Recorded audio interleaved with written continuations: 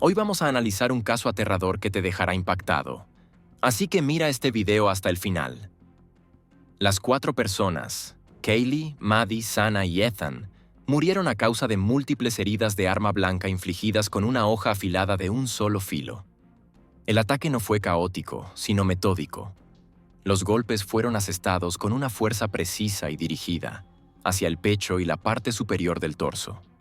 Los cuerpos de las chicas del tercer piso, Kaylee y Madison, mostraban signos de estar dormidas en el momento del ataque. Sus brazos estaban en una posición relajada, no había heridas defensivas en la piel. Ethan y Sana, que estaban en el segundo piso, ofrecieron una resistencia parcial, especialmente Sana. Ella presentaba abrasiones y arañazos en los antebrazos, microtraumas en las láminas ungueales, así como rastros de movimiento. Según los patólogos, permaneció consciente durante más tiempo que los demás.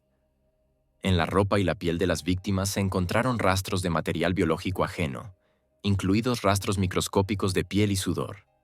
Queridos espectadores, tenemos las mejores historias de crímenes en nuestro canal. Para no perdérselas, asegúrense de suscribirse y por favor, denle me gusta al video. Moscú, Idaho, es un lugar donde el tiempo transcurre lentamente y las noticias sobre crímenes rara vez ocupan las portadas de los periódicos locales. Aquí, entre colinas onduladas, cafés acogedores y el bullicio estudiantil, 4 jóvenes llevaban una vida ordinaria, casi idílica. Kaylee Goncalves, Madison Mogen, Shanna Kernodle y Ethan Chapin, nombres que más tarde darían la vuelta al mundo, comenzaron aquí simplemente como Kaylee, Maddie, Sana y Ethan. Amigos, vecinos, estudiantes. 4 destinos que se cruzaron no por casualidad, sino como si la vida misma los hubiera dispuesto así. Alegres, ambiciosos, llenos de planes. Su historia comenzó con una felicidad común, familiar para millones. Kaylee Goncalves, de 21 años, nació y creció en Rathdrum, en el norte de Idaho, en una familia numerosa y unida. Su familia siempre destacó que era una chica decidida e inquisitiva, con un auténtico sentido de la justicia. Desde joven, Kaylee sabía lo que quería: obtener una educación, ver el mundo y dejar su huella. Asistir a la Universidad de Idaho fue una progresión natural. Estudiaba una concentración general en información y marketing y estaba a punto de graduarse en pocas semanas. Kaylee había comprado recientemente su primer coche, un Range Rover blanco, que mostraba con orgullo a sus amigos. Llevaba un blog donde compartía sus pensamientos sobre la vida universitaria, sus planes profesionales y sus libros favoritos. Los más cercanos a ella recordaban que era emocional pero racional, con una combinación de amabilidad y firmeza. Kaylee se estaba preparando para un gran viaje a Europa que estaba programado para comenzar justo después de la graduación. Su habitación estaba llena de postales, itinerarios y notas. Soñaba, y sus sueños se convertían en planes. Tenía una mejor amiga, casi una hermana, Maddie. Madison Maddie Mogen, también de 21 años, era de la pequeña ciudad de Coeur d'Alene, también en el norte de Idaho. Conoció a Kaylee en 6º grado y desde entonces habían sido inseparables. Según amigos, era imposible imaginarlas separadas. Maddie era más tranquila, más equilibrada, pero con una carismática personalidad y una calidez increíble. Estudiaba marketing y trabajaba en el café griego local Mad Greek, un lugar popular entre los estudiantes. Maddie adoraba la música en vivo y era una asistente habitual en conciertos locales del campus. Tenía una excelente memoria. Podía recordar pequeños detalles de su vida escolar que incluso sus amigos habían olvidado.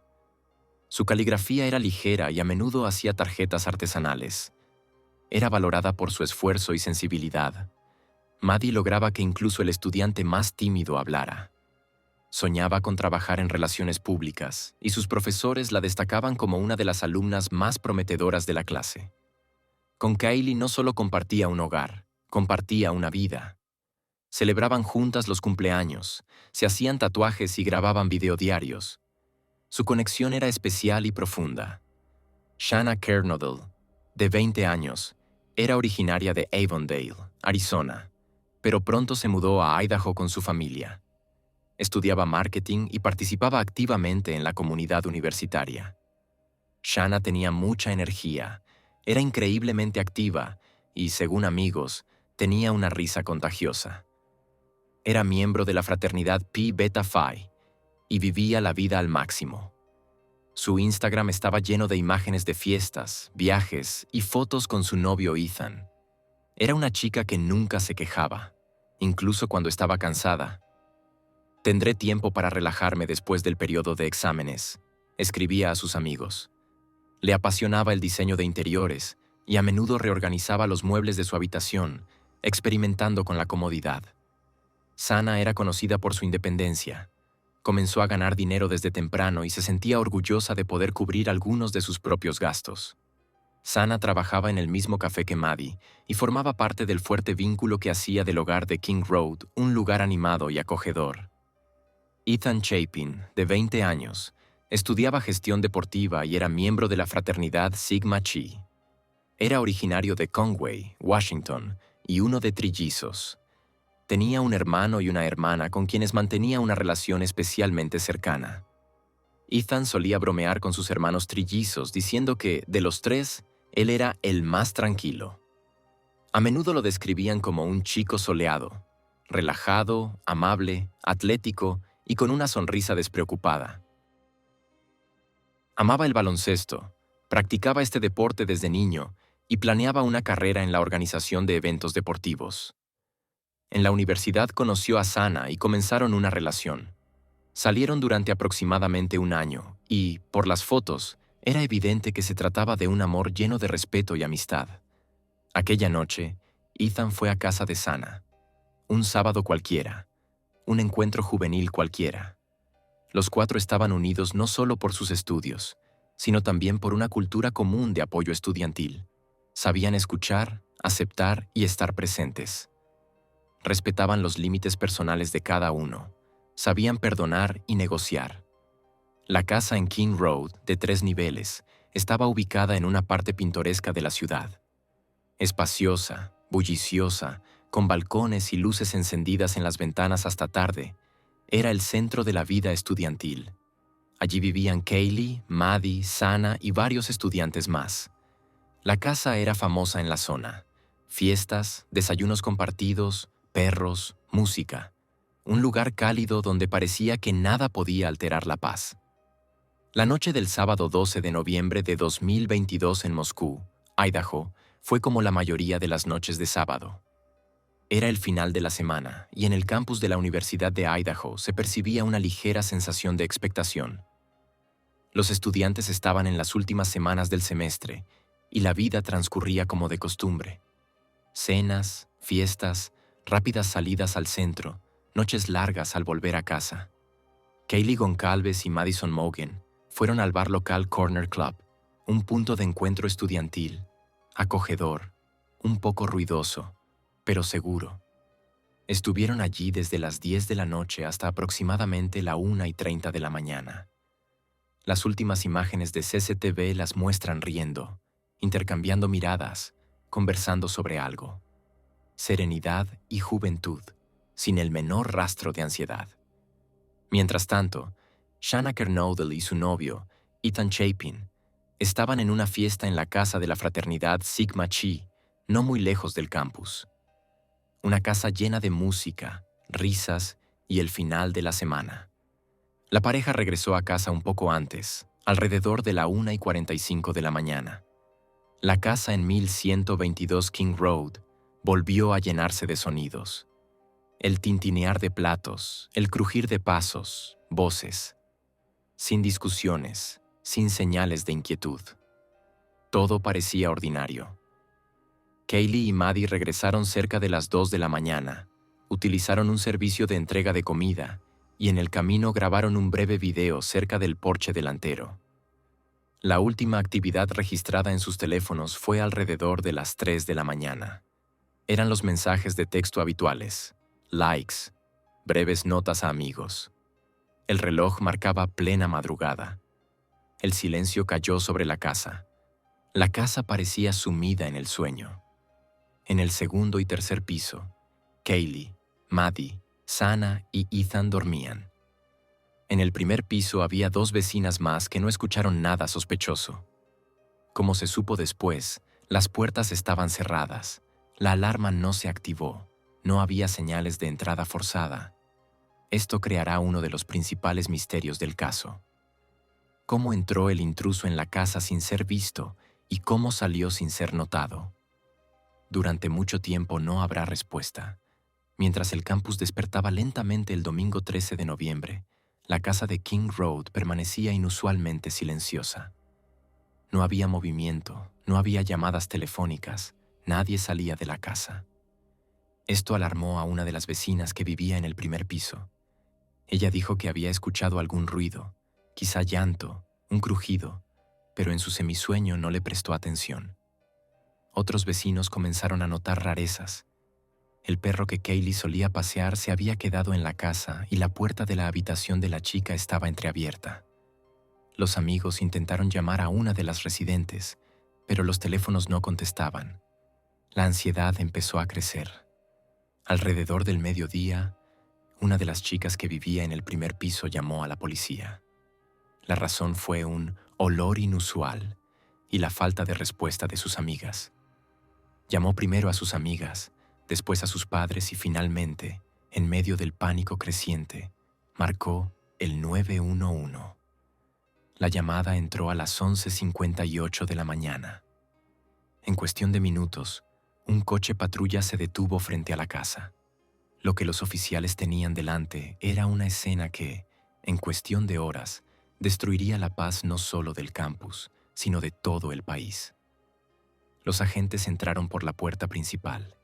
En el interior reinaba un silencio inquietante. No había señales de lucha. No había pánico. Era como si la casa se hubiera congelado en un instante. Las habitaciones estaban en orden, las pertenencias personales en su sitio. Pero en el segundo y tercer piso, los oficiales encontraron cuerpos. 4 cuerpos, todos con signos de muerte violenta. Los estudiantes habían sido asesinados en sus camas. Entre ellos estaban Kaylee, Maddie, Sana y Ethan. No había signos de entrada forzada, las pertenencias estaban intactas y el arma utilizada en el crimen no fue encontrada. Los oficiales, al inspeccionar la escena por primera vez, se llevaron un verdadero impacto. El primer cuerpo fue hallado en una habitación del segundo piso. Era Sana Kernodle. A su lado estaba Ethan Chapin. A simple vista, era evidente que el ataque había ocurrido de manera repentina. Ambas víctimas estaban tendidas en la cama, casi sin signos de resistencia externa en la habitación. Sin embargo, el cuerpo de Sana mostraba signos de un intento de defensa. Se despertó, comprendió lo que estaba sucediendo e intentó protegerse. Esto se confirmaría más tarde. Fue su examen forense el que mostraría la presencia de microabrasiones y lesiones en sus manos. En el tercer piso, en un dormitorio separado, estaban Kaylee Goncalves y Madison Mogen. Eran amigas muy cercanas y a menudo pasaban la noche en la misma habitación. Sus cuerpos yacían uno al lado del otro. Los expertos señalaron que lo más probable es que las chicas estuvieran dormidas en el momento del ataque, ya que no había señales de una lucha activa. Esto puede indicar que el ataque contra ellas ocurrió de manera inesperada y a gran velocidad. En la habitación también se encontró un objeto importante, una funda de un llamado cuchillo táctico. El crimen parecía relámpago, casi invisible. No hubo gritos fuertes, nadie salió corriendo. Pero los cuerpos mostraban que se trató de un asesinato planeado, frío y cruel. El cálculo, el momento y el lugar habían sido elegidos con precisión. Y lo que preocupaba especialmente a los investigadores. Hasta el momento, no había un solo sospechoso, ni una sola pista que indicara un motivo. 4 vidas fueron arrebatadas en una noche. Pero las preguntas que surgieron aquella mañana nunca se desvanecieron. Comenzó una fase masiva e intensa de lo que pronto se convertiría en una de las investigaciones más complejas y controvertidas de la historia de Idaho. Y el público, los padres, los amigos y millones de personas en todo el mundo esperaban con suspense. ¿Quién hizo esto? ¿Y por qué? El domingo 13 de noviembre de 2022 fue el punto de partida. Tras el hallazgo de los cuerpos de 4 estudiantes en una casa de King Road, el silencio de Moscú, Idaho, fue reemplazado por un eco sordo de alarma. La policía inició de inmediato una investigación, pero la primera rueda de prensa, celebrada solo unas horas después de la llamada, generó más preguntas de las que respondió. Los oficiales de policía dijeron que no había amenaza para la sociedad, pero no dieron detalles. 4 jóvenes habían sido asesinados en sus camas. Pero ¿cómo? ¿Por quién? ¿Cuándo? ¿Y por qué seguía siendo un misterio?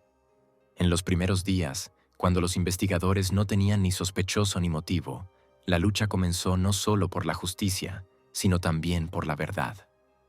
Los residentes locales y especialmente los estudiantes empezaron a entrar en pánico. Los rumores y las teorías conspirativas se propagaban en las redes sociales. Algunos acusaban a conocidos, otros sospechaban de transeúntes al azar. Reinaba la tensión en el campus. Los estudiantes se iban a casa, las clases eran canceladas.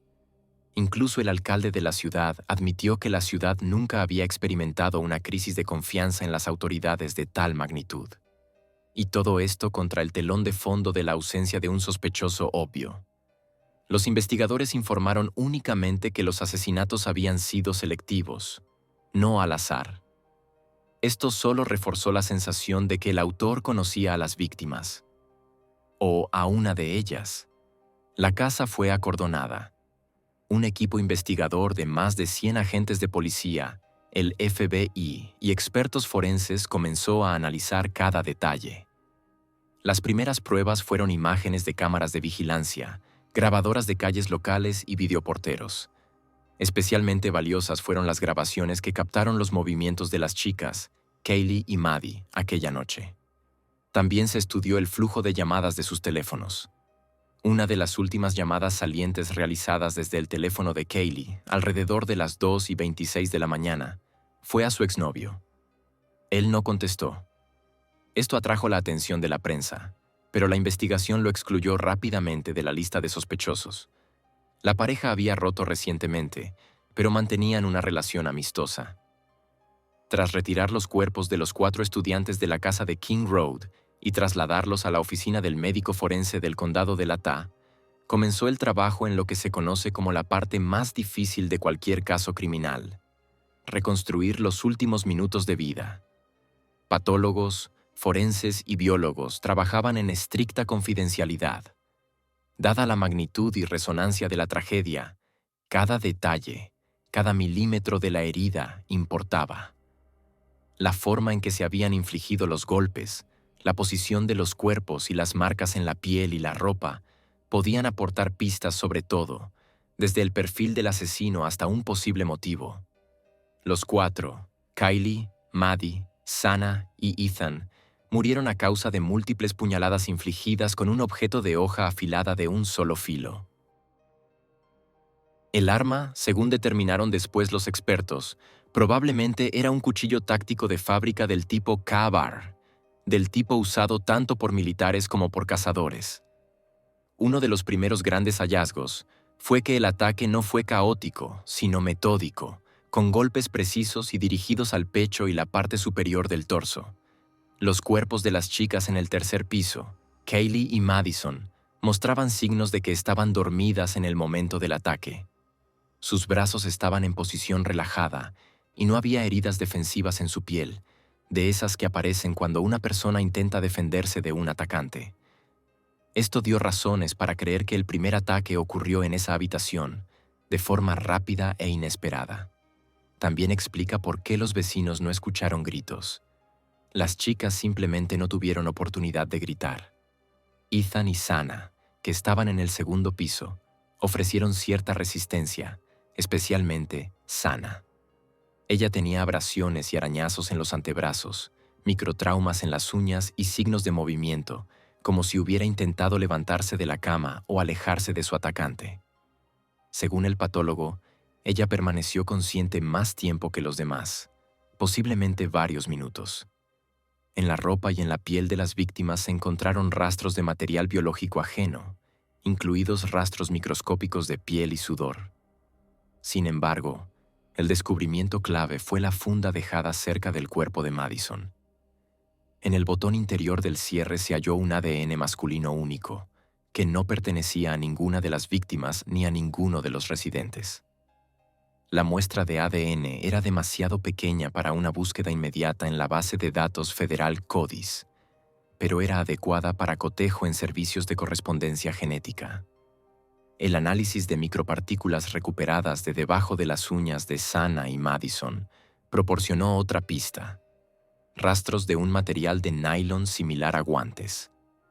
Esto sugería que el asesino probablemente había usado protección para evitar dejar huellas dactilares.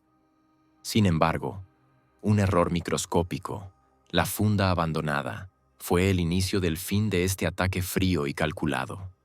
Finalmente, se determinó que todas las víctimas habían muerto antes de que llegara la policía y que ninguna de ellas tenía posibilidad de sobrevivir a sus heridas. Estos hallazgos formaron la base para una orden de arresto y una acusación de asesinato premeditado, ya que la opinión pericial descartó un accidente, la defensa propia o un acto de pasión. Se trataba de un crimen planificado y frío. Uno de los descubrimientos clave fue el análisis de los datos de teléfonos móviles en la zona de la casa. Los investigadores determinaron que alrededor de las 3:30 de la mañana se había detectado un teléfono cerca de la escena del crimen que anteriormente había sido registrado en el área. Esto despertó sospechas. Se examinaron los datos de registro de los vehículos estacionados cerca. Y uno de los coches, un Hyundai Elantra blanco sin matrícula en lugar del tablero, se convirtió en el centro de interés. Las semanas siguientes estuvieron marcadas por el silencio de la investigación y la presión constante del público. Los padres de las víctimas, especialmente las familias de Kaylee y Maddie, interactuaban activamente con la prensa, criticando la lentitud de la investigación. Daban entrevistas, organizaban actos públicos, planteaban la cuestión de la supervisión externa del caso. Su dolor y su ira eran comprensibles. Habían pasado casi 2 meses y aún no había un sospechoso oficial. Mientras tanto, continuaba el análisis del ADN recogido en la escena del crimen. A principios de diciembre, la investigación logró un gran avance. Con una combinación de rastros digitales, datos de teléfonos móviles y cámaras de vigilancia, los detectives comenzaron a rastrear el recorrido de un Hyundai Elantra blanco. El coche, como resultó, estaba registrado en otro estado, Pensilvania, y el nombre del propietario, que resultó ser un estudiante de posgrado en criminología en la Universidad Estatal de Washington, literalmente a 15 minutos de Moscú, cambió drásticamente el rumbo del caso. Su nombre era Bryan Kohberger. Kohberger era un estudiante de 28 años con un interés académico en la psicología del crimen. Estudiaba perfiles de asesinos en serie y participaba activamente en discusiones en línea en foros de criminología forense. Incluso publicaba cuestionarios preguntando a criminales condenados sobre sus sensaciones durante el crimen. Su nombre llamó por primera vez la atención de los investigadores cuando los datos de su teléfono móvil mostraron una actividad anormal. Había estado en la zona de la casa de las víctimas en múltiples ocasiones en las semanas previas a la tragedia. Especialmente sospechosa fue la ruta de su teléfono la noche del crimen. Se apagaba en cierto momento y luego volvía a encenderse, lejos de Moscú. Las piezas empezaron a encajar. Un coche, datos de teléfono móvil, ADN hallado en la funda de un cuchillo encontrada cerca del cuerpo de una de las chicas. Este ADN no coincidía con ninguno de las víctimas ni estaba previamente en la base de datos, pero tras buscar en bases de datos genéticas a través de conexiones familiares, se correspondió con un miembro de la familia de Bryan. Esto se convirtió en la base para una orden de arresto. En la noche del 30 de diciembre de 2022, casi 7 semanas después del crimen, el FBI y las fuerzas del orden locales detuvieron a Kohberger en casa de sus padres en Pensilvania. No opuso resistencia. Durante un registro de su coche y pertenencias personales, se encontraron objetos que más tarde formarían parte de las pruebas: guantes de látex, una máscara negra, un ordenador con correspondencia encriptada. Todo esto aún requería peritaje, pero el rompecabezas empezaba a tomar forma. Fue un shock para la opinión pública. Un estudiante tranquilo, exteriormente poco llamativo, con excelentes calificaciones, que trabajaba como asistente de profesor, resultó ser sospechoso del brutal asesinato de 4 personas. Y aunque muchas preguntas seguían sin respuesta, por primera vez en semanas la investigación dio al público lo que todos esperaban: un nombre. Pero quedaba por delante un juicio que debía no solo probar la culpabilidad o inocencia del sospechoso, sino también intentar responder a la pregunta principal: ¿por qué? Cuando el nombre del sospechoso se hizo público, la ciudad, y con ella todo el país, se estremeció. Era Bryan Kohberger, un estudiante de posgrado en criminología de 28 años en la Universidad Estatal de Washington, situada a solo 15 minutos de la escena del crimen. Tranquilo, disciplinado, con una manera de comunicación enfáticamente intelectual, no había llamado previamente la atención de las fuerzas del orden. Pero fue su ADN el que coincidió con la muestra hallada en la funda. El análisis de bases de datos genéticas y luego la comparación directa con biomateriales tomados de familiares llevó la investigación hasta Bryan. El arresto tuvo lugar el 30 de diciembre de 2022 en la casa paterna del sospechoso en Pensilvania. No opuso resistencia. Durante los interrogatorios posteriores a la extradición, Kohberger permaneció en silencio, ejerciendo su derecho a no declarar sin un abogado. La primera audiencia judicial se celebró en un ambiente tenso. En la sala estaban presentes familiares de las víctimas, estudiantes y periodistas. Cuando la fiscalía leyó 4 cargos de asesinato en primer grado y 1 de allanamiento, Kohberger simplemente asintió. Se declaró inocente. Los abogados de Kohberger dejaron clara su posición de inmediato. Pretendían exigir la exclusión de pruebas, alegando supuestas violaciones en la recolección de ADN. Además, la defensa cuestionó la legalidad de la vigilancia que se había realizado sobre su cliente durante varias semanas antes de su arresto. Pero a pesar de los esfuerzos de la defensa, la fiscalía estaba preparada. Durante los meses de investigación se había recopilado una gran cantidad de material. Datos de cámaras de video, registros de movimientos del teléfono del sospechoso, seguimiento del Hyundai Elantra, historial de búsquedas en Internet, así como testimonios de expertos en criminología conductual. Una de las pruebas clave fue el movimiento de un coche que coincidía en tiempo y ruta con el supuesto momento y lugar del crimen. Las cámaras registraron un Hyundai Elantra blanco circulando cerca de la casa en King Road, la noche de los asesinatos. Más tarde, el coche estaría registrado a nombre de Kohberger. El teléfono del sospechoso, según los operadores, estuvo apagado la noche de los asesinatos exactamente durante el periodo en que tuvo lugar el ataque, y volvió a activarse cuando el coche salió de la zona. Los fiscales afirmaron que esto no fue un accidente, sino un intento de ocultar un rastro digital. Se prestó especial atención al comportamiento de Kohberger antes y después del crimen. En sus búsquedas aparecían frases como: ¿cuánto tiempo duran las huellas de ADN? ¿Cómo cometer un asesinato sin ser atrapado? Además de un interés por otros casos de gran repercusión. En foros relacionados con la criminología, había dejado anteriormente comentarios en calidad de estudiante de posgrado que estudiaba el comportamiento de los asesinos. Inicialmente, estas publicaciones fueron percibidas como parte de su formación, pero más tarde empezaron a ser vistas bajo una nueva luz.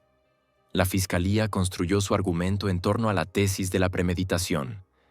El fiscal presentó una cronología según la cual Kohberger vigiló la casa al menos 12 veces en las semanas previas al crimen. Su teléfono, según los operadores, fue registrado en la zona de King Road en diferentes momentos del día. Esto, según la investigación, indicaba un estudio dirigido de las rutas, hábitos y rutinas de los residentes de la casa.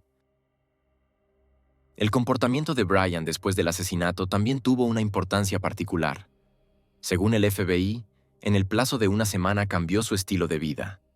Comenzó a evitar las redes sociales, pasó más tiempo en casa y luego se trasladó a casa de sus padres en otro estado.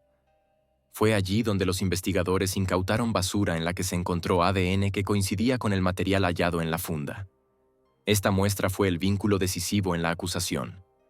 Sin embargo, la defensa intentó refutar las pruebas, señalando la falta de testigos directos, la ausencia del arma homicida y el hecho de que el ADN en la funda era único y podría haber llegado allí de otra manera.